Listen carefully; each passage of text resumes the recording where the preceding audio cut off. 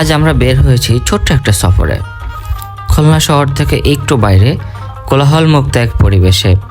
আসরের নামাজের পর আমরা ঠিক করলাম আমরা থুকরা বাজার যাব। এই বাজারের গল্প অনেক শুনেছি। এই বাজারের বিখ্যাত এক হালিম রয়েছে, তো যেই ভাবা সেই কাজ। তো আসরের পর আমি বের হয়ে গেলাম। তো প্রথমে বের হয়ে এক রিক্সা নিলাম। বিকেলবেলাতে রাস্তায় হালকা বাতাস ছিল এবং রাস্তায় মানুষের ভিড় কিছুটা কম ছিল। রিক্সা করে একটু এগিয়ে গিয়ে উঠলাম একটা অটোতে। রাস্তায় দোকানপাটে আলো জ্বলছে, সন্ধ্যার ছায়া ধীরে ধীরে নেমে আসছে। কিছুক্ষণ পর চলার পর পৌঁছে গেলাম 250 বেডের সামনে।